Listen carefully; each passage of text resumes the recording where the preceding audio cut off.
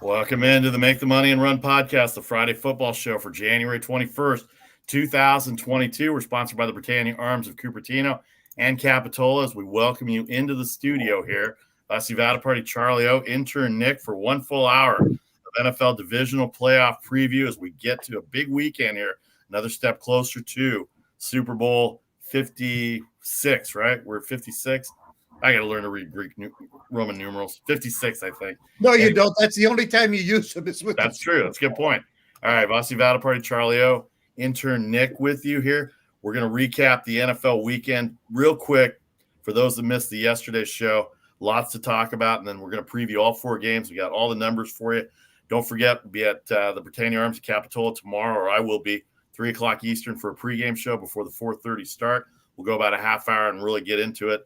All the injury reports will come out for both games on Saturday, and we'll preview Sunday's game as well, too. So we hope you join us. We'll send a link out. We want to meet everybody down there in Capitola.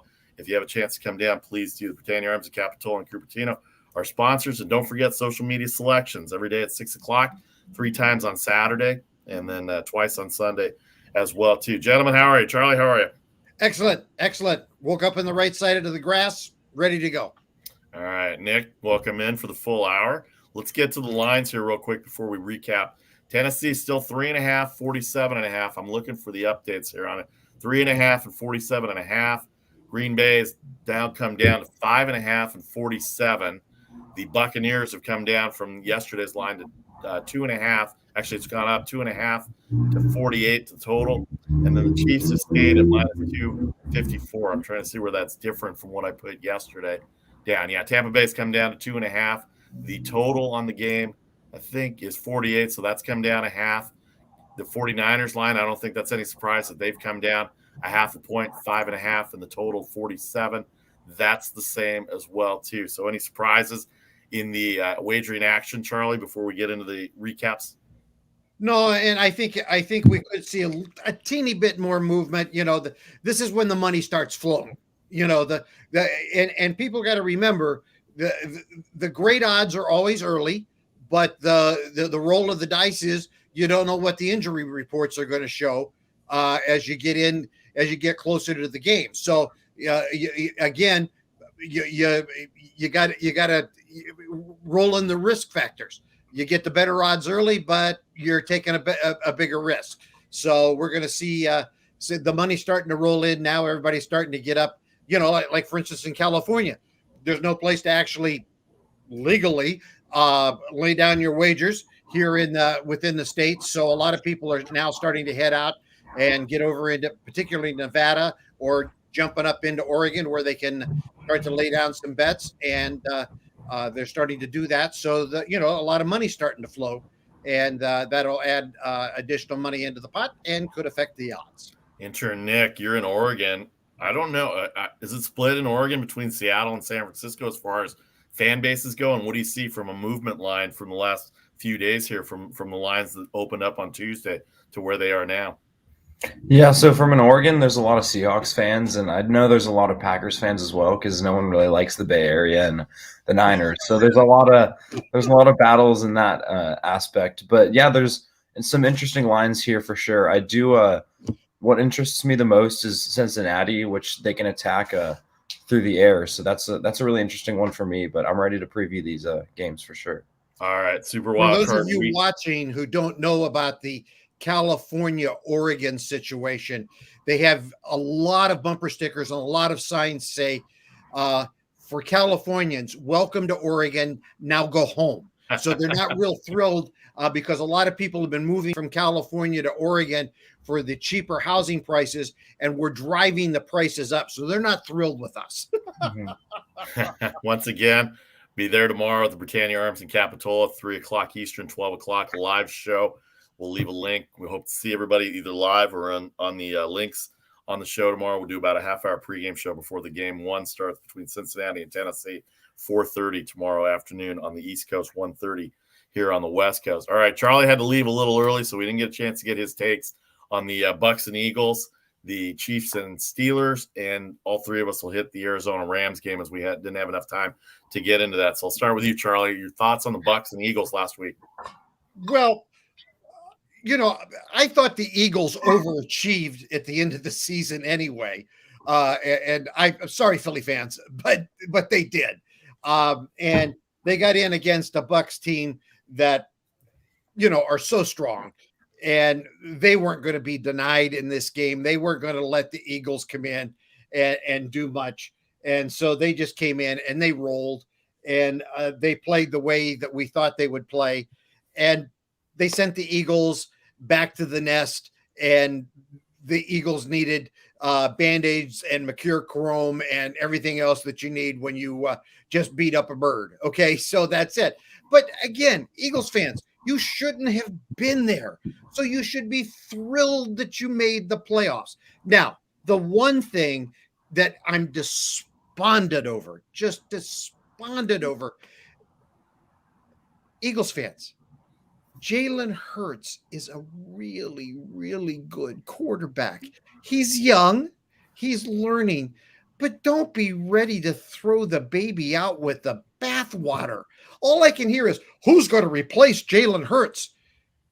Do you know what you have there? Look around the other teams. This guy is talented. He's learning. He got you to the playoffs when you shouldn't have got to the playoffs. I've already heard that, maybe Jimmy Garoppolo, maybe this is the landing spot for him. No, because he plays an entirely different game.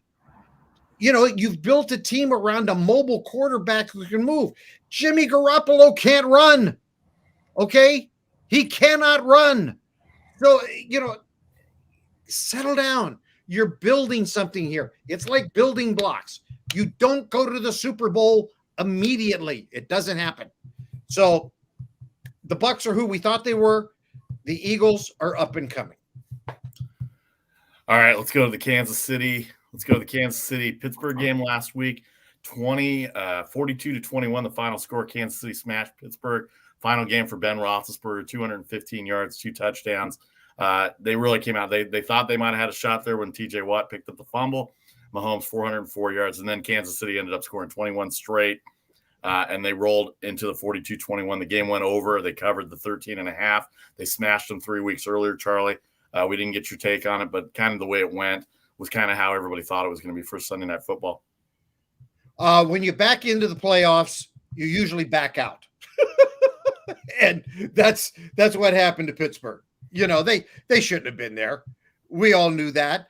And it was nice to have Ben have an opportunity to be in the playoffs one last time. He knew it. He talked all week about basically saying, hey, we're going to go in, have a good time, have some fun. He wasn't talking about winning the game. They knew what they were up against. And I thought they gave good effort against a team that really, really outmanned them. And hey, Ben, thank you. It's been a great ride. I think we forget because it's been so rough for him in the last several seasons. We forget about what a great, great quarterback he's been. Obviously, he's going to be a first-round Hall of Famer. And again, thank you for the memories. All right. Now we didn't get a chance to talk about the Arizona Rams game from Monday night yesterday. So I'm going to start with Nick on that.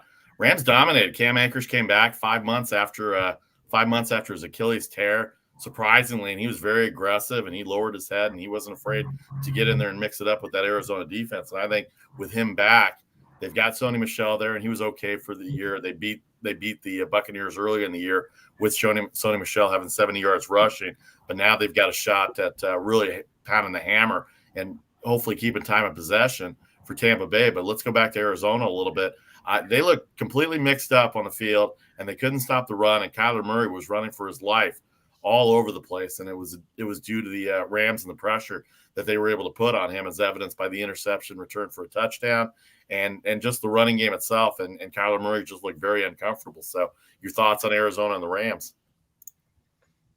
Yeah, well, Kyler Murray did not look comfortable, like you said. I don't think the Cardinals' offensive line was able to hold up with the Rams. Aaron Donald was as dominant as you expect in the playoffs, and as he has been in a long time. He's one of the most dominant defensive players we've ever seen. So as you expect that, but I do really like the Cardinals in the future with Kyler Murray. He's a young quarterback, but they do need the line to protect him because, like they always say, there doesn't matter who the quarterback is if you don't have a competent line to protect him, like they saw with Andrew Luck. So if we see this happening every year where Kyler Murray can get into the playoffs, but he doesn't have a line to take time, and so he can give it to his elite receivers. I know Hopkins wasn't there, but in the future he might be. So I think they need to take a step back and start building that line a little, and then they'll be good. Charlie, they slumped in the middle of the year after starting off really well. And I don't think it's a coincidence that when DeAndre Hopkins went out, they didn't have a number one receiver to go to because they really didn't have a running game with Chase Edmonds and some other people that they tried to run. I know they tried to run Murray a little bit as well too, but you don't want to get your quarterback killed, especially in that situation, running around like he did on Monday night. But I don't think there's a coincidence that when DeAndre Hopkins got injured and ended up missing the rest of the year, that's when the slump started happening. And their defense did not look very good on Monday night either, talking about Arizona. Yeah, Vasu, but I'll tell you what, if I'm the GM in Arizona, I'm setting Cliff Kingsbury down and I'm saying, look, pal, we've got a long history here that dates all the way back to Texas Tech. And the first half of your seasons are fantastic, and the second half of your seasons are horrible. And we've got to figure out what the problem is here. And you've got one season to figure it out, one off season to figure it out and turn this around. And if you don't, as much as we like you and as much as you've done for this team and helped us put things together, you better sell that beautiful home in Arizona and go find someplace else because you're not going to be here. And I'm sorry. I mean, this is not overreaction. This is history based. This is stat based. Okay. This isn't just feeling. You look at it and there's a history here. And you've got too much talent starting with Kyler Murray to waste it in that kind of situation. Now, did Kyler make some bad decisions? Yeah. Somebody's got to teach him giving up 2 points is much better than giving up 6 points. I mean, holy cow. Mm-hmm. I mean, that was, we're going to watch that play for the next 10 years on SportsCenter, because that's going to be a blooper reel play forever. But you're going up against a Rams defense that's just become a juggernaut, and you can't do those kind of things. But again, that comes back to coaching. But you've got a team that has been slowly falling apart in the second half of the season, and we just watched them collapse. But they didn't beat themselves. They got beat. And they shouldn't have gotten, if they were going to lose, they shouldn't have lost the way they lost. They were up against talent, but they've got talent too. And it was pathetic. It was pathetic. It'll be interesting to see how Arizona responds next year with the defense, see what J.J. Watt's situation is. They've got Isaiah Simmons, a linebacker, and Kyler Murray another year in the system. Hopefully, if they get off to a good start, hopefully for their sake, they can keep it going down there because they did not look like the team that started off 7-0. All right, as we recap last weekend real quick, I'm going to give each of you a minute before we go to break here. Just go back in your mind and some of the moments and some of the interesting thoughts from last weekend's games as we head into Divisional Weekend. Start with Nick. Yeah, so for me on this one, it's definitely the Buccaneers and Tom Brady. So I know that a lot of people thought that Tom Brady would fall off as always and per usual, but he just continues to come out at this age. What is he, 45 or something? He'll be 45. That's what he's doing. And how he's gotten how they set up around him is just perfect because as a pocket quarterback that just stands in there and he has no rushing ability. So they knew what they had in Brady, obviously being one of the GOATs that he is. They set up a perfect line around him and you can't get to the quarterback. At least in the last couple games, no one's been able to touch Tom Brady. So that's why the Buccaneers are so dangerous. And I think they can easily beat the Rams if they can control the line of scrimmage. All right, Charlie, what do you think about last weekend? Some of the games that kind of made you stand up and notice.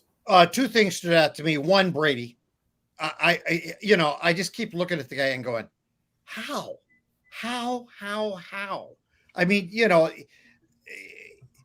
the guy just gets better and better. I saw a deal the other day.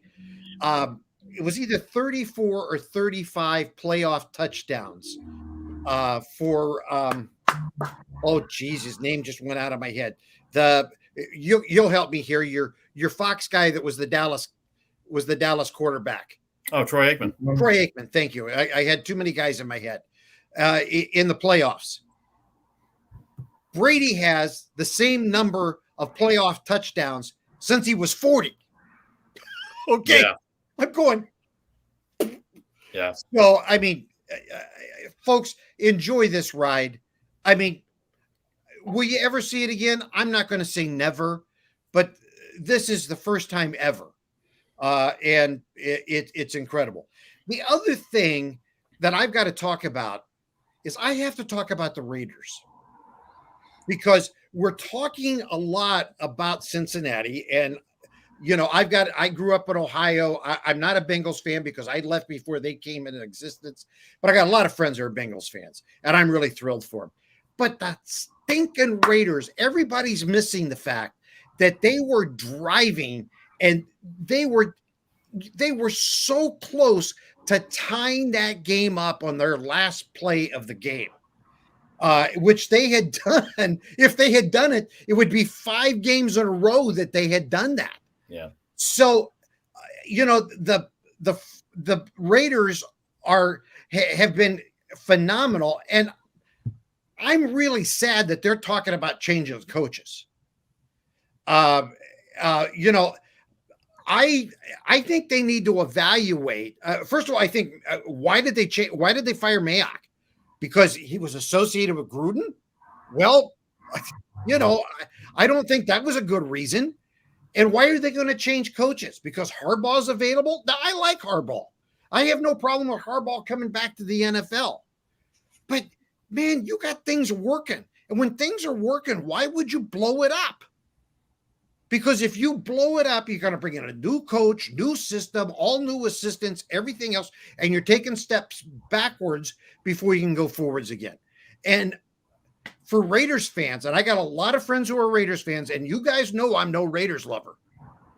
But I was so impressed that when the Raiders, blah, blah, blah. Those guys have fought and clawed their way through a season with all the things that went wrong and been impressive. And I can't understand why there's this rush to blow up the front office and the coaching staff when they've made such progress. All right, I'll keep mine quick here before we go to break here and start to this weekend with the 4 games starting tomorrow with Cincinnati, Tennessee, Green Bay, San Francisco, the Buccaneers and the Rams, and, of course, Buffalo and Kansas City are the 4 divisional games this weekend. All right, going back to last weekend, the Raiders, boy, they had a chance to win that game. David Carr turned the ball over, handed them a touchdown. They were down 20-3. They still had a chance to come back, and they fought, but still the mistakes on the Raiders' part. And, of course, the erroneous whistle by the referee that stopped the touchdown, or they allowed the touchdown. That really hurt from that standpoint for them. I was really impressed with the 49ers. Obviously, they go into Dallas. I think everybody thought the 49ers were going to win. They dominated for 3 quarters, and then the 4th quarter kind of, Garoppolo regressed, I guess is the best word to say it. So I'm very impressed with the 49ers. I think a lot of people are too. That's why the line has moved down to Green Bay. And Tom Brady, of course. I mean, what else can you say about Tom Brady? We're running out of superlatives after 20 plus years for Tom Brady. And the fact is that I changed my pick on Sunday morning from the Eagles to the Buccaneers, thinking, what was I thinking? This is Tom Brady in the playoffs at home. And if it was at 9, it might have been a different story, because even though the Eagles scored 15 points and still had a chance to cover, it just didn't seem like they were going to cover. But the biggest takeaway I had last weekend was watching the Buffalo Bills, who we all liked at the beginning of the year, and watching Josh Allen just develop right there in front of Bill Belichick's sourpuss eyes, as well as everybody else in New England. 5 touchdowns passing, 2 more by Devin Singletary. 7 touchdowns they got, and a field goal. I think they got a safety too, if I'm not mistaken. Oh, they went for 2 and they had 2 field goals, I believe. But anyway, they dropped 47 on the Patriots, and Josh Allen, to me, gets my award for the week as somebody that's come back from a lot of controversy during the year, and they've got a big game against Kansas City this weekend as well, too. All right, one comment from Facebook. I want to thank Danny Fuller for joining in. The winner of the Chiefs versus the Mafia game will be the Super Bowl champions. You know what? I can't disagree with you based on how the teams are going right now, Danny. But we'll see. We got a lot of games to go, and we got a long way to go before we get to that point as well, too. But that's a good take. Thanks for watching. We appreciate it as well. On Facebook, please send any comments through Facebook or through YouTube on our social media pages as well, too. All right. The Britannia Arms of Capitola and the Britannia Arms of Cupertino are our sponsors. We'll be in Capitola tomorrow for the pregame show starting at 3 Eastern, 12 Pacific. But when we come back, Divisional Weekend football, guys, 4 games to preview. We'll have them all. We'll start in order with the Bengals Titans. We'll go 49ers Packers, Rams Buccaneers, and cap it out with the Bills Chiefs. And I'll get your guys' takes on which you guys think the best game will be this weekend. So in 30 seconds, we'll come back with the Friday football show on the Make the Money and Run podcast. Vasu Vaddiparty, Charlie O, Intern Nick here with you. 30 seconds, and we will.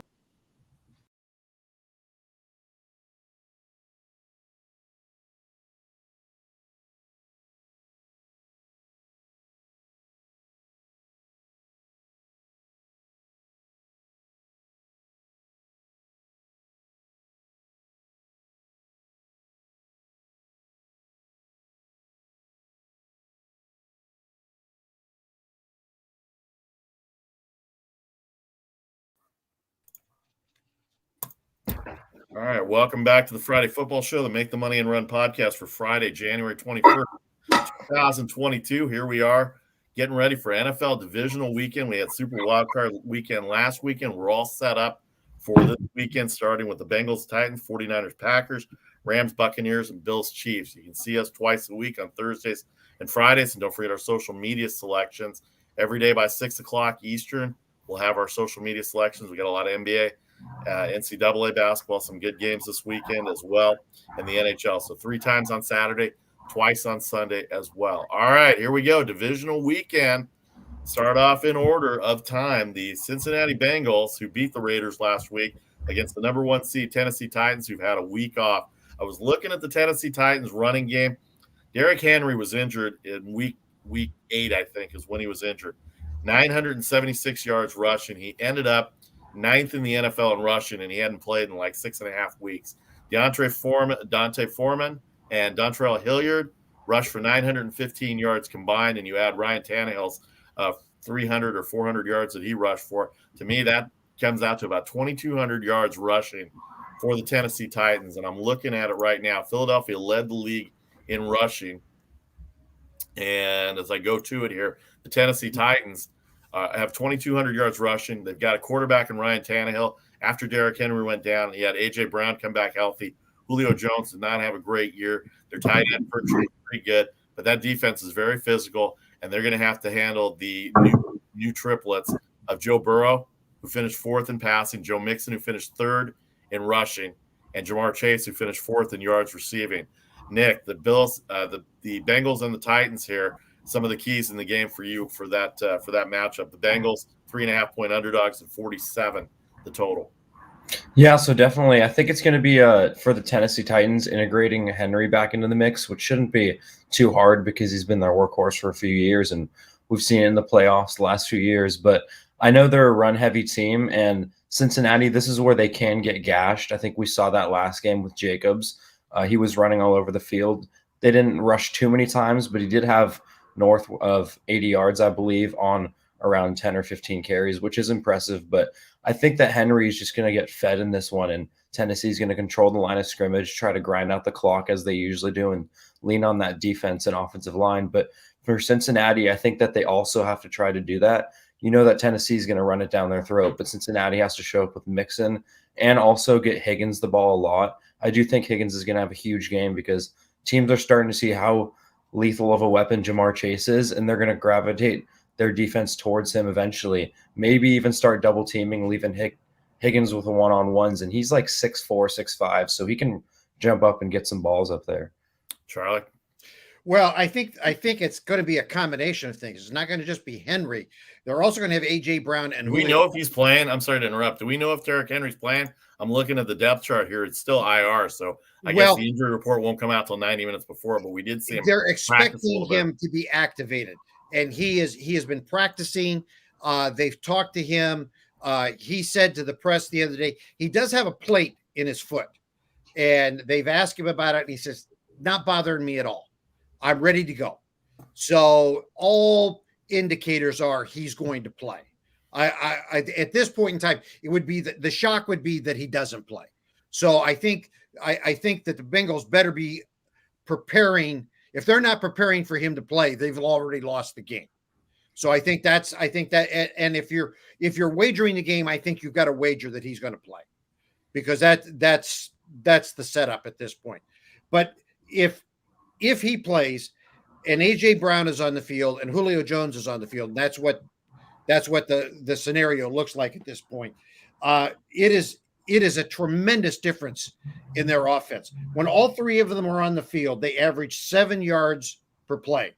If any one of the three are off the field, they average just under 5 yards per play.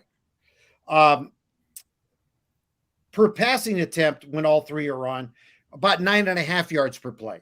If one's off, just over 6.5. Yards per rush when all three are on, 5.5. If one's off, 4.2 yards. So when all three of them together are on the field, it changes the complexity of their offense. So that's going to be the problem for Cincinnati. If those three guys are on the field, and it makes sense, because all of a sudden you got three dynamic weapons. And I know the guys have been hurt, everything else, but you've got three weapons there that you've got to cover. So now it changes how the defense has got to set up and who they've got to watch. And I think that could well be the difference in this game. Ryan Tannehill has two tight ends that he can use as well, too. Jeff Swaim has been really good near the end zone. Anthony Ferguson, we said as well, too. And that running game, the two tight end set for Tennessee has been very effective. As I look at the stats here, the Titans finished fifth in the NFL in rushing with 2,404 yards. We just documented 1,800 of them between Derrick Henry and Deontay Foreman and Dontrell Hilliard, 1,850 yards approximately for those three as well. For Cincinnati, for me, triplets again: Burrow, Mixon, and Chase. T. Higgins. Nick mentioned T. Higgins. I have Tyler Boyd on here as well too, and very underrated tight end in C.J. Uzomah. The Tennessee Titans have not really stopped the tight ends, and they've had a tough time with the run game. And if they don't stop the run game and let Burrow able to pick them, their secondary, as I'm looking their secondary right now on the depth chart, Bud Dupree is one of the strong linebackers that they have. Jackrabbit Jenkins, Janoris Jenkins, has had a good year. Kevin Byard, the only Pro Bowler from the Tennessee Titans, he's a free safety. He hits hard. He had a pick against the 49ers in that Thursday night game.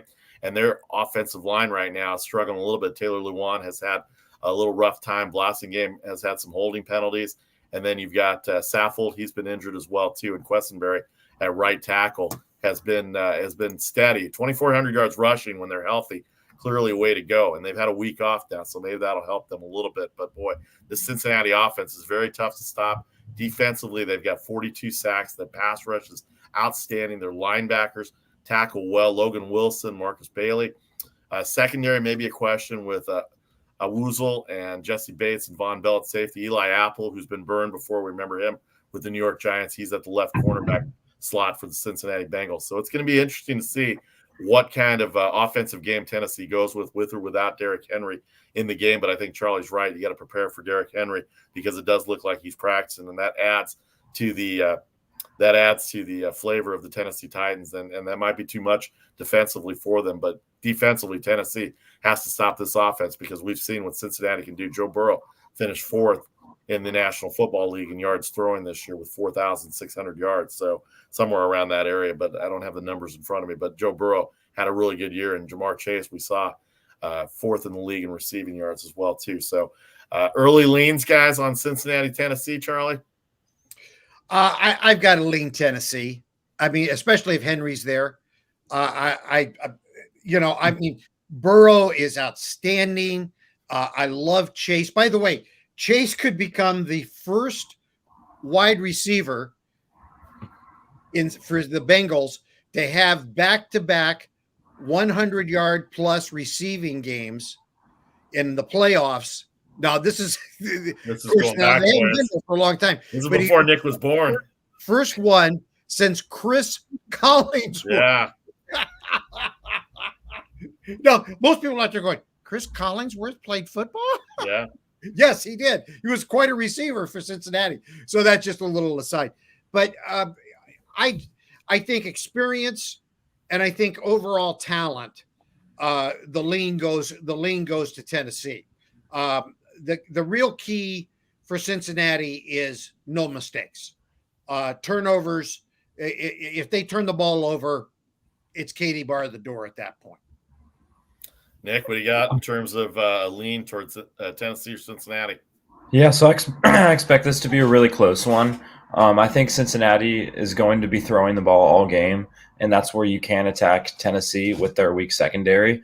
And then on the other hand, Tennessee, I think, is going to be running it a lot, but also, like Charlie said, integrating A.J. Brown and Julio on the play action. It's a really dirty combo back there. So it's scary when you got Henry, one of the biggest running backs, running downhill at you, and then you got to guard A.J. Brown and Julio, one of the best receivers we've seen of this generation, and then another really talented one in A.J. Brown. So for me, if I had to choose one, I'd lean Cincinnati with the points at 3.5, thinking this is going to be a field goal game at the end. But I wouldn't be surprised if Tennessee just washed them out really quickly with the run game.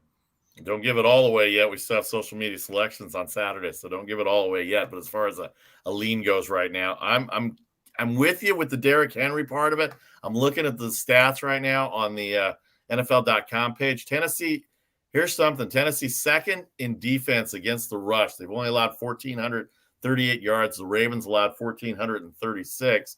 And then the Bengals are 1, 2, 3, 4. They're fifth in the league in giving up rushing yards, 1,742. Joe Mixon has 80 to 85% of the rush yards because they finished near the bottom or in the bottom third of the NFL teams in terms of team rushing. And so with that being in mind, Joe Mixon better have a big game, and they better be able to balance their offense against that Tennessee defense because they can't run the ball against them.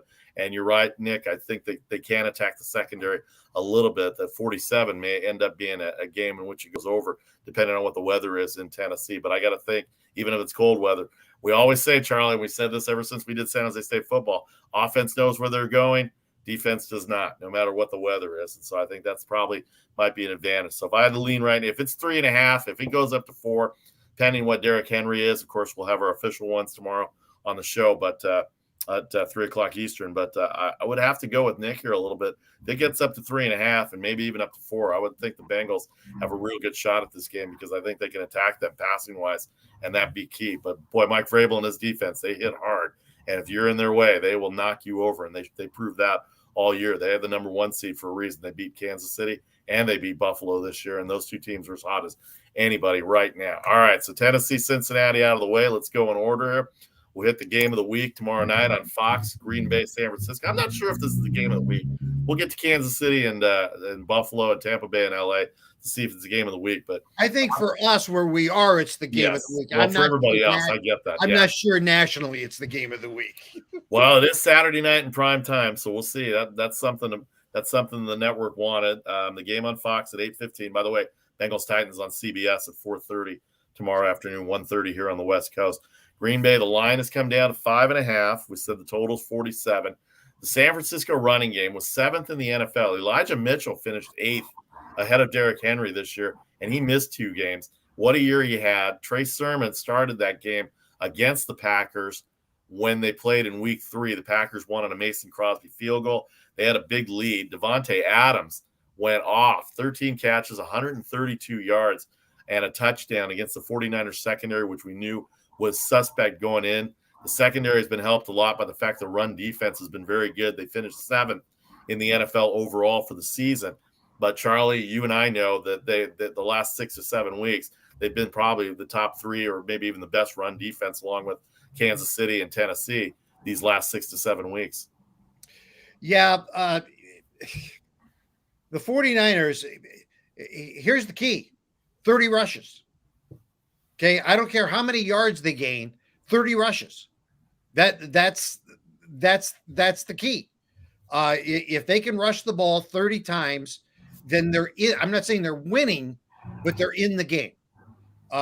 Because when they don't rush the ball 30 times, they're up against the ropes. And there's something about that number that makes their offense competitive. Deebo Samuels has been phenomenal running out of the backfield for them and making things really happen in a phenomenal way. Elijah Mitchell, who's been healthy. I don't know. He's not that big of a guy, but man, is he tough. He runs like a guy that is 50 pounds bigger than he is. And they have made a running game really work for them. And I think that people who don't watch the 49ers, because they talk about Garoppolo so much, I don't think you think about the 49ers as a running team. But they really, in order to win, they have to be a run first, pass second team. If you see the Niners passing first, then run, you go, oh man, if you bet the dog, just rip up the slip. If anybody thinks that they're a passing team first and they're a rushing team, then I don't want to talk to them about any football analysis at all, because that's not the way that this team is built. Because I can't imagine anybody that's watched any football, even general casual fans, have to realize that the 49ers are football. I mean, it's easy to blame Garoppolo for the way that they've started. They started 2-0 and they were at 3-5 after their one win. I mean, they lost to Green Bay, they lost to Indianapolis, and then they struggled to get to where they are. And then they started picking it up with the running game when Mitchell and everybody came back. But 3 of the 4 games, and this is one of them, Green Bay played San Francisco in week 3. It's 49ers home opener, 30-28, the Mason Crosby field goal. Said Devontae Adams went off. They've got to cover him. Obviously, everybody knows Devontae Adams. That combination with Aaron Rodgers. Green Bay rushed 25 carries, 100 yards rushing. Exactly. Aaron Rodgers had 80 of them, and A.J. Dillon had 20 of them. Garoppolo had 257 yards passing. They were down in that game 17-0. Trey Sermon started. Kittle 9 catches for 72 yards. So here's the question for Nick. Based on the fact that you've seen Green Bay now all year, Aaron Jones was hurt. I'm more worried about A.J. Dillon than I am Aaron Jones right now, because A.J. Dillon is a 250-pound running back that's every bit as good as Aaron Jones right now. The 49ers stopped the run very well, but now you got to contend in the secondary with, as I'm looking at the depth chart here, not only Devontae Adams, Alan Lazard's healthy, Marcus Valdez-Scantling probably not going to play. They've got their left tackle and Bakhtiari back, and they got Aaron Jones and A.J. Dillon there, and their tight end, Josh Jaguara, not really receiving tight end. They lost Robert Tonyan early in the year, but you got number 12 back there quarterbacking for the Packers for all these years, and that makes them the 5.5-point favorite, and they do have the number 1 seed for a reason. A lot of it is because of number 12. Nick?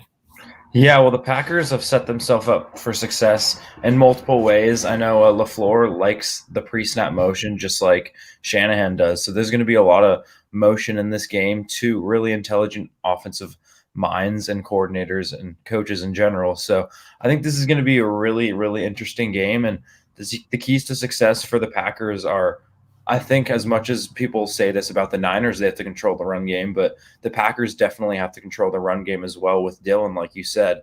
I am definitely nervous about him if I'm the Niners defensive coordinator, because he can catch the ball out of the backfield and then he's going to run the ball and bruise it down for 5 yards, even if he gets hit behind the line of scrimmage. So he's a really talented back. And then you got Aaron Jones, who's the explosive kind of back out of the backfield. So you got 2 dynamic backs, the bruiser and then the speed guy, but also you got to watch out for Adams. So I think the Niners' key to success is run the ball. If you're down early and you find yourself throwing the ball 40 times with Jimmy, I think you've already given up. So you got to control the possession game, have the ball for at least 28 minutes, and then they have a chance. But I do like Green Bay a lot. Their offense is rolling. Charlie, the 49ers have given up 1,760 rushing yards, which is 1, 2, 3, 4, 5, 6, 7. So we know how good they were, as we said, 7th. But passing, with all the criticism of the secondary that they've had, they've finished giving up 3,800 yards, which isn't that bad. 1, The Bills were the best, 2, 3, 4, 5, 6. They were also 7th against the pass. That kind of surprised me when I saw the numbers today that they were 7th against the pass in terms of yards, because we know the points that they've given up and the receivers that have had big games against them.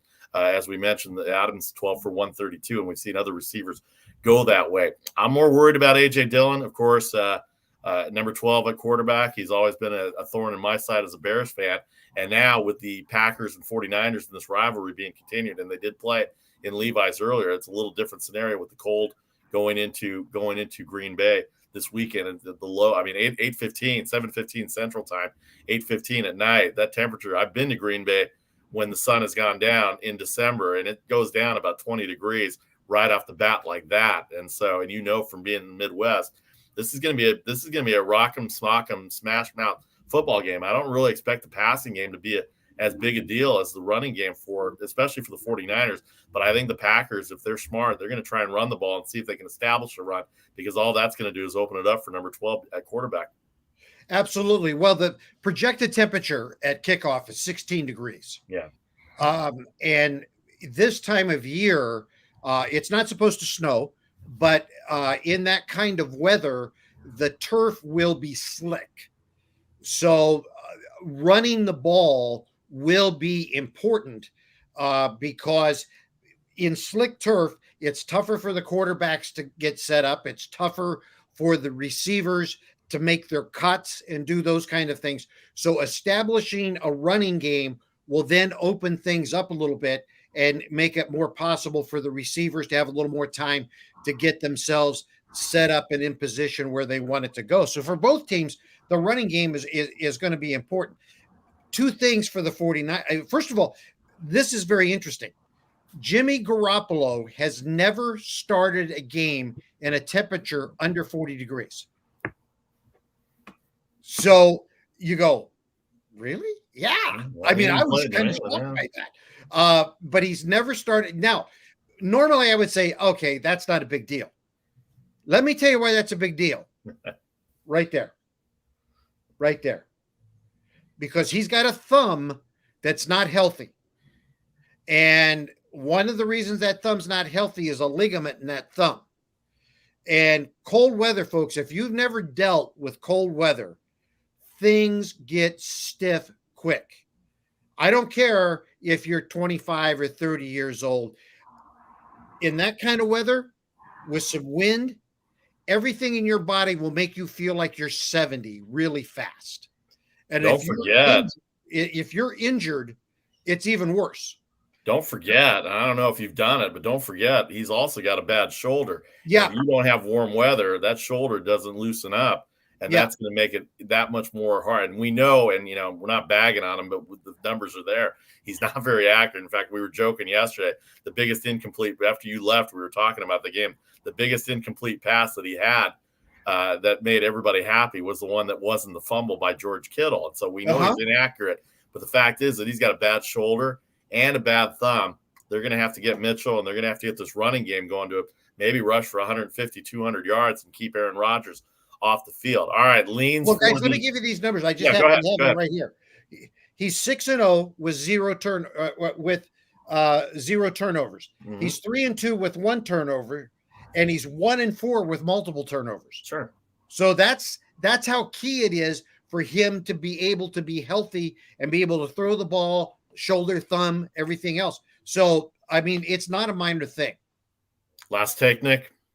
Yeah, well, I definitely think this is going to be a barn burner, and I think it'll turn out into a somewhat of a shootout, especially in the cold weather. I know Rodgers is used to it, and both the run games should get going and going quickly. But like both of you said, I really think the key to this game is the line of scrimmage. Whoever possesses the ball longer, whoever can keep their defense off the field for as long as they can and just give them a little extra time, and then getting the ball out of Jimmy Garoppolo's hands, giving it to Samuel, Ayuk with quick screens, even Kittle, get him in some open space, and then the Niners will be good. But on the other side, I think Rodgers is still going to sling it to Adams, so you got to watch out for that.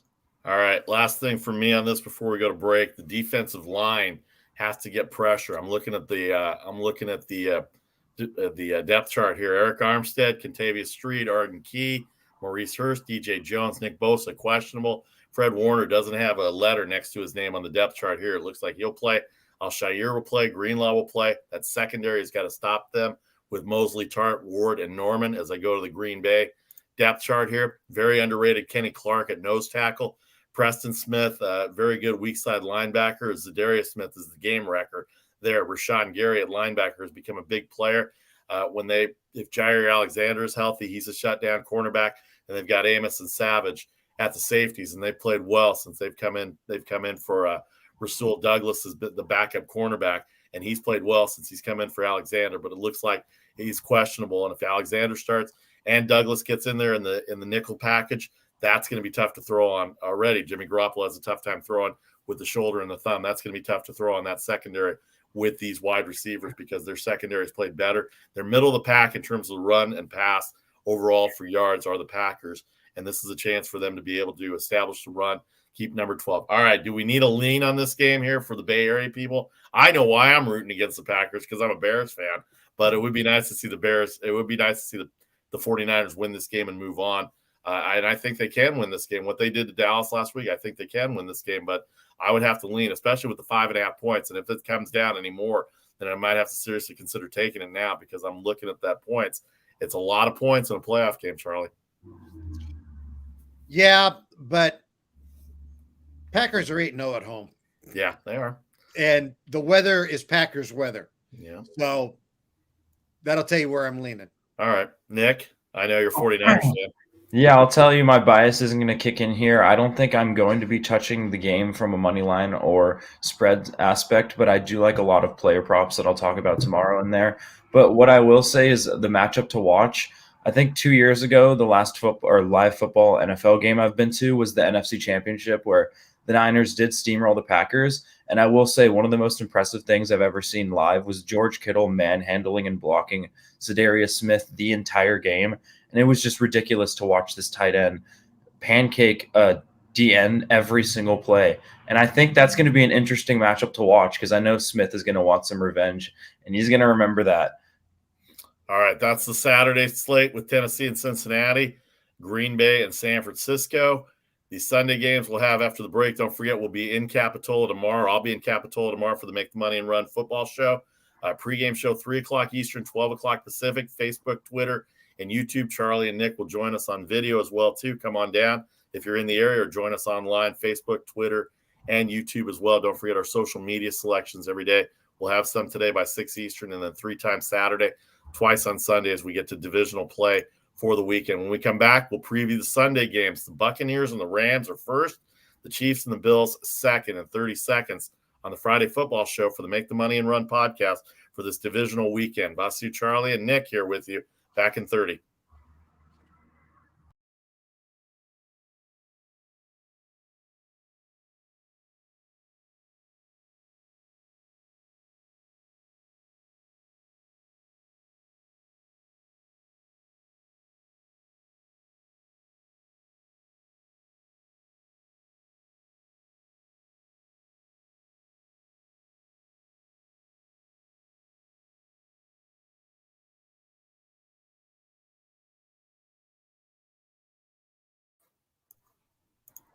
Welcome back to the Make the Money and Run podcast, the Friday football show, NFL Divisional Weekend. We've been talking about it all week. The wild card weekend last weekend, the 4 winners, the 6 games, the 3 winners came out. The 2 byes were there. So we're all set for this weekend. Bengals, Titans, we talked about already. Yesterday, the line 3.5 and 47 for Tennessee, the number 1 seed over Cincinnati, who beat the Raiders last week. The 49ers beat Dallas last week 23-17. They go on as the lower seed. They will take on the number 1 seed Green Bay Packers. Packers line has come down to 5.5 from 6, and that total is 47 as well, too. Britannia Arms Capitola, 10 years in the Capitola Village. Check them out, facebook.com/Britannia Arms Capitola. And if you're in Silicon Valley, check out the Britannia Arms of Cupertino on the border of Cupertino and San Jose in the heart of Silicon Valley. The best British pub and restaurant you'll find will be there tomorrow, as I said, in Capitola. 3 o'clock Eastern, 12 o'clock on Facebook, YouTube, and Twitter, or come on down. Love to meet you. We appreciate all the support we get on Facebook, Twitter, and YouTube. All right, Saturday out of the books for us. Let's start with Sunday. Very intriguing matchup. I don't know which game is going to be the best game of the weekend. All four are really good games here. 3 of the 4 they played during the year, as we said. The Rams and the Buccaneers in Tampa Bay tomorrow. Tom Brady at 44 years old. We already talked about how great he was, how great he's been. Led the league in passing yards. They didn't really have a running game. They did for Fournette, Ronald Jones, but they're both injured. Fournette on injured reserve. Ronald Jones questionable. They did get a big lead against Philadelphia last week, but Keyshawn Vaughn and Giovanni Bernard is questionable. Ronald Jones is questionable too. Keyshawn Vaughn is the other running back, and they were adequate for Tom Brady. They had a big lead. Tom Brady, it's going to be a passing game for them. They've got Mike Evans is there, Gronkowski's there, Cameron Brate, good tight end. They've even got O.J. Howard there. Their offensive line, a little questionable right now. Ryan Jensen, the center, he went out for a couple plays. Tristan Wirfs, the right tackle, the all-pro right tackle, I should say. He looked really bad coming off the field, and they were trying to go to their backup. Josh Wells is also questionable. He got run over by Kerrigan last week in that game as well, too. So offensive line problems here for Tampa against a Rams defense that not only has Aaron Donald, but also Leonard Floyd. Von Miller is there. They blitz. Darius Williams comes off the corner, blitzes. Nick Scott comes in on a blitz. They had Kyler Murray all confused. And, of course, you got Jalen Ramsey, the all-world cornerback there. David Long Jr. was the one who intercepted Murray for the pick six in last week's game. So I'll start with Nick on this one. Tampa Bay, Los Angeles. Brady, first in the league in passing yards, and Stafford third. Cooper Kupp, 145 catches, 1,947 yards, and Cam Akers back into the game. And they all looked impressive on Monday night against Arizona, both offensively and defensively, Nick. Oh, yeah. Akers looked really good, especially off an Achilles tear. That just blew my mind, first off. But second off, I definitely think that the key to success for the Rams in this one is going to be get to Brady. I know Tristan Wirfs, I think did you mention the O-line being a little banged up? Yep, but Jensen and Wirfs both banged up, yep. That's a huge loss because Wirfs was one of the best tackles in the league, especially last year. He was incredible. And this year he's been insane. But I think that's going to be huge for them because Brady loves to throw the ball quickly. They want to get him the ball out of his hands. He can kind of get to his read quickly and get the ball out, especially in some cold weather. It's not going to be as cold anymore. But and just having Wirfs out is huge because if you can get to Brady quickly, you're going to make him hold the ball and then he gets sacked. And that's exactly what you want. You don't want him to be picking apart your defense in the beginning. So I think that they're going to be able to get to him really quickly with Donald and those guys in the D-line, and I think that might be the difference in this game. Charlie, Tampa Bay is third in the league in rush defense. Cam Akers had a big game against Arizona. The Rams, I believe they were right up there as well, too. They were down. No, they were down a little bit. They gave up a lot of yards later, or unless I missed them here. Oh, there they are. They're eighth in rush defense, 1,754 yards allowed. They've got a good pass rush. Brady gets the ball out quick. They've got Mike Evans, 74 catches this year, kind of an off year for him. Of course, no Antonio Brown, no Godwin for his injury purposes. So they're going with Mike Evans, Tyler Johnson. They have Scotty Miller as the third wide receiver. Cyril Grayson is questionable for that game. But they've got a tight end who Tom Brady's very familiar with. 55 catches this year, missed a couple of games. And actually both tight ends. Yeah, they've got two tight ends, Gronkowski and Cameron Brate. But Rob Gronkowski, 55 catches, a big outlet for a team that's missing a lot of its offensive output from a passing standpoint. 55 catches for Gronkowski, Charlie. Yeah, well, again, I talked about it last week. I'm going to talk about it this week. I'll talk about it for as long as they're in the playoffs. The quick release. They have got that offense set up for Brady to get the ball and get it out. And that is the key to the Buccaneers' success because we know that Tom Brady's not mobile. He's never been mobile, but at 44, he's less mobile than he would be 10 years ago. And what they have done is they've developed a scheme on their offense where they get out, they get in that pattern quickly. They know where they're going. They're going to get there. And under 2.5 seconds, boom, he's out there. Now, I don't care how good your defense is. It is tough. It is tough to bust through an offensive line in 2.5 seconds. Now, you can do it with some blitzing, but you can't blitz every down because then they're going to really make you pay. Because if you're blitzing, you're leaving somebody open. And they're going to make you pay there. So that's that's the problem that the Rams are going to have, is that quick release and where it goes. And the Buccaneers are exactly the opposite of what we talked about with the 49ers. The Bucs are going to pass to run. So they're going to set the pass up, and then all of a sudden you're going to turn around and they're going to run. And are they going to run a lot? Are they going to run more than they pass? No, of course not. But they're going to use it to their advantage when they can. And that's going to be the situation. The problem for the Buccaneers are they're going up against a defense that is phenomenal. So I think this is why this could be the best game of the weekend. As a matter of fact, I'm really surprised that this wasn't the Sunday night game. I mean, seriously, I really am, because I think this is going to be a great football game.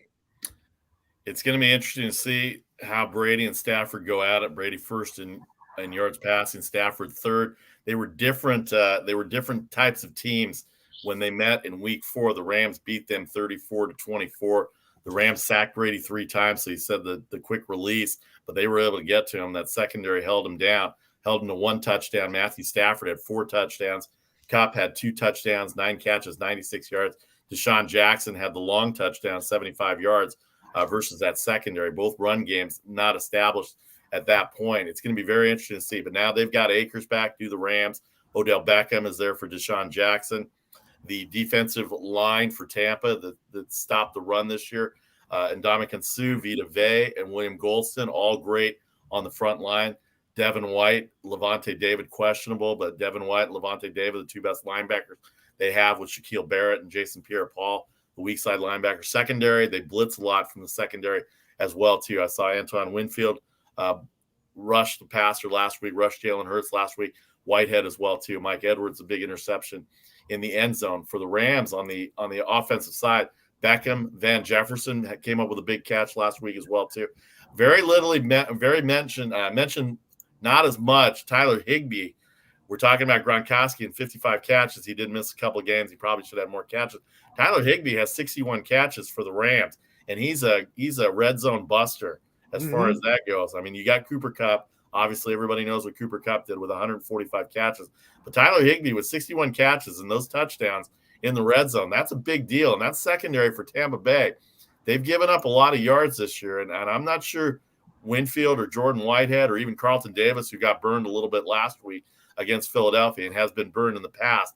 I'm not sure how they're going to be able to stop this Rams offense, especially if the Rams get the running game going, because Matthew Stafford has had a big year, regardless of the sacks and regardless of the turnovers. And now, again, with Akers there, it's only going to be complimentary for them with Beckham and Van Jefferson, who's really made a name for himself.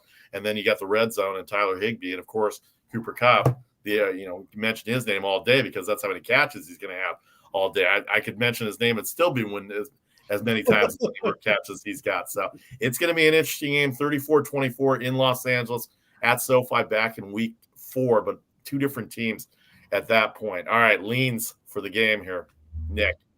Yeah, well, I know Brady's been in the NFL almost as long as I've been alive, but a wise man once told me that never bet against Tom Brady in the playoffs. And so far, it's panned out for me. So I'm not saying who I'm taking, but I'm just saying I'm not betting against Brady. And a funny story is I can't believe that they are airing a Tom Brady documentary series about him going to 10 Super Bowls while he's still attempting to go to another Super Bowl. So if I'm a Rams fan, I'm a little mad at that, but I'm just going to crack a cold one and pray for the best on Sunday. All right, Charlie, the Rams rushing offense versus the Buccaneers rushing defense.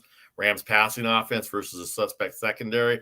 Buccaneers passing offense versus a really good secondary. And the pass rush for the Rams versus Tom Brady, who got to him last time. Where's your lean? Well, before I give you the lean, I want to give you a number. The Buccaneers are the 11th defending Super Bowl champion to have had to play in a wild card game, then to go on to a divisional playoff game. No defending champion has ever made it past that divisional playoff game. Okay. Until now. Did I give my lean away? Until now. That's a good stat. I like that. That's my lean. All right. Well, it's going to be interesting.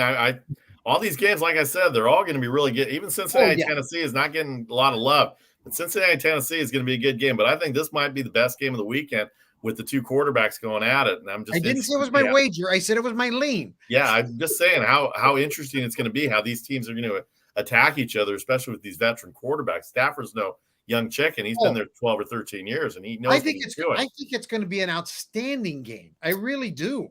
All right. Like I said, again, I cannot believe that is not the primetime game. Saturday night primetime. Yeah, it's possible. I mean, yeah, no, I get it. But that's way above our pay grade, Charlie. So we know that. Not mine. When you're my age, they should have come to me. They should have come to you. I've lived a little. They should have talked to me.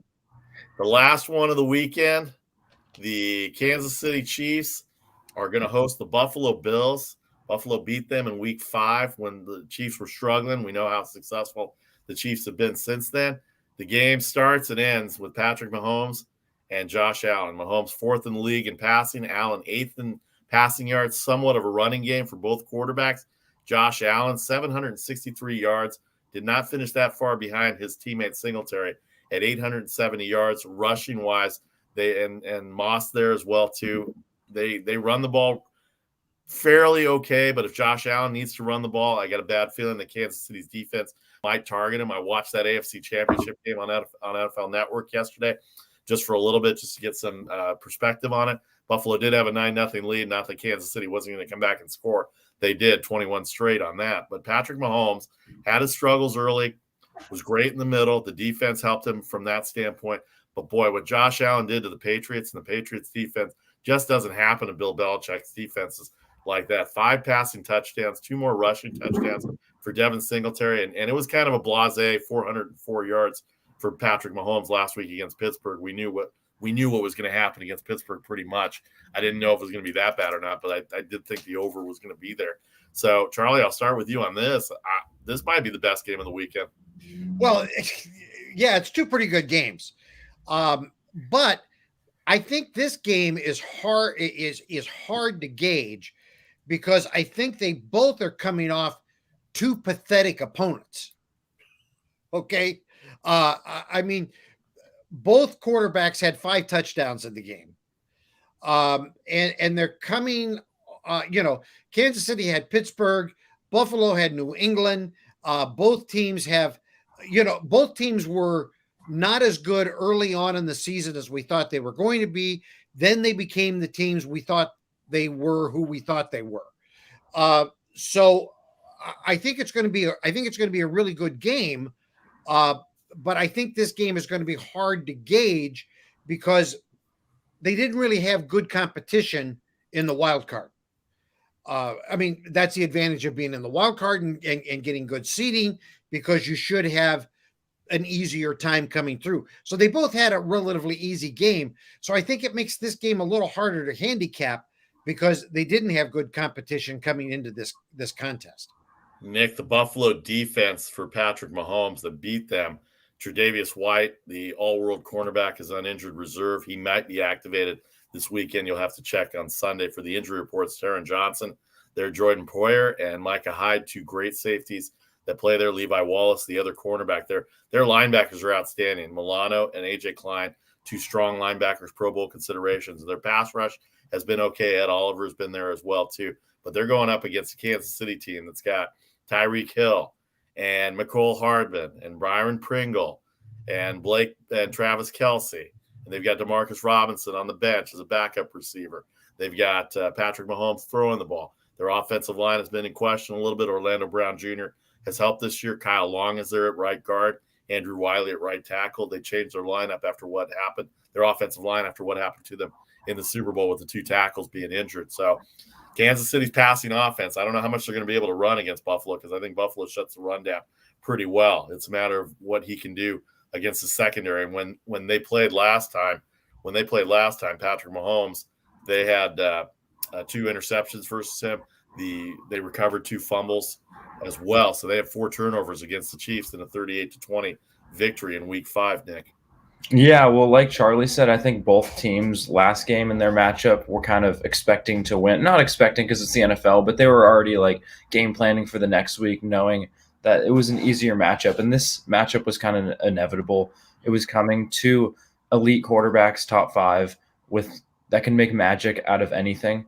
And what intrigues me is Devin Singletary for sure, because he wasn't necessarily a workhorse for the first 10 weeks. I know they integrated Moss. They even brought Matt Breida in there, and the Bills were kind of confused on their running situation.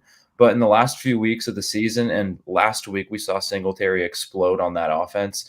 He's looked good. Not only is he producing, but his cuts look great. His vision looks great. And he just looks like a whole new running back out there. And I think that's helping Josh Allen a lot, giving him attention away from his rushing ability. So I think, like you said, a lot of people think that Buffalo is going to kill you through the air, but Josh Allen's legs and his ability to just dump it off to Singletary, they're dangerous. Josh Allen only finished 2 yards back of Lamar Jackson in terms of quarterback rushing, 766 yards for Allen, 768 for Lamar Jackson. All right, the key for me right here, as far as the offense for Buffalo, is Deion Dawkins, Ryan Bates, Mitch Morse, Darrell Williams, Spencer Brown, the 5 guys across the line that are going to go up against the Kansas City front four that's got Chris Jones, MVP in the Super Bowl, Jaron Reed, Derek Inati, and Frank Clark, the pass rusher. They blitz a little bit, Willie Gay, but their secondary is what's going to question me. Shavarius Ward, Tyrann Matthews, not the Tyrann Matthew from before, Juan Thornhill, free safety. They got L'Jarius Sneed at the right cornerback. Of course, they got Sorensen and Hughes in nickel situations going up against the team that's got Stephon Diggs, Cole Beasley, Emmanuel Sanders, and we talked about Dawson Knox earlier. Dawson Knox had 2 touchdowns in the game against Kansas City early in the year. Tight ends are going to be big. Obviously, everybody knows who Travis Kelce is, but Dawson Knox is going to if they're going to be successful, he's going to have to be as successful as he was in Week 5, catching those 2 touchdowns. Josh Allen, 315 yards against Kansas City on only 26 attempts. That's good for people that do their math. That's really good. 3 passing touchdowns, 1 rushing touchdown. They rushed for 121 yards. Kansas City got 120 yards rushing, but I thought a lot of that was late when the game was pretty much a blowout.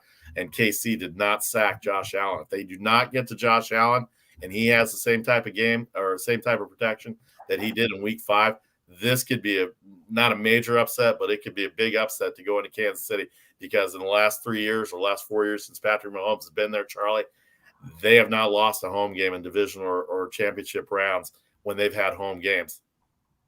Yeah, and the other thing here too is that there are a lot of similarities in these teams, because McDermott was an assistant for Andy Reid for 12 years when he was in Philly. So you're going to see things out there. You're going to go, wow, did I see the other team just do that? Yeah, you did.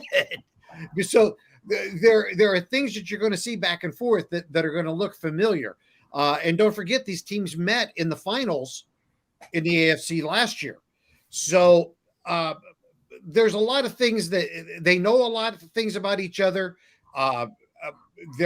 Both teams are, the Bills are going to be out there. They're going to have that little anger factor going for them, which is a good thing. I mean, that makes for a better football game. And of course, for Kansas City, they're going to have that home field advantage.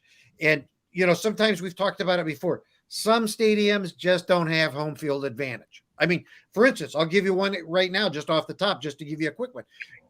Levi Stadium for the 49ers. It is not home field advantage. It's a crummy home field advantage.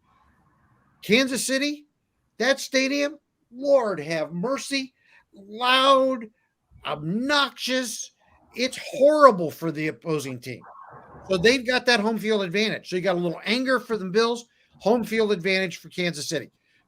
Nice setup. I think SoFi for the Chargers doesn't have a home field advantage for the Rams too, but that's what you get when you're a tenant. I'm keeping my mouth shut. I'm just. That's what you get that's what you get when you're a tenant. All right, NFL divisional playoffs this weekend: Cincinnati, Tennessee, Green Bay, San Francisco, Kansas City, Buffalo, and the Tampa Bay Buccaneers, Los Angeles Rams. 4 good football games, as evidenced by the point spreads. They're all very close. The 49ers Packers line is probably the highest line of all 4 games.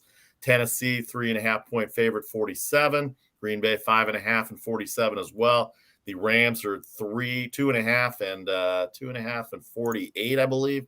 Yeah, 48. And Buffalo and Kansas City -2. I've seen that line start at 3, come down to 2, go down to 1.5, and come back to 2.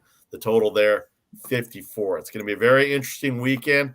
We're here twice a week, Thursdays and Fridays, 1 Eastern on Facebook, YouTube, and Twitter. Check out our social media posts. We'll have some today for Friday by 6 Eastern, 3 times on Saturday starting at 11 a.m. Eastern, 8 o'clock on the West Coast.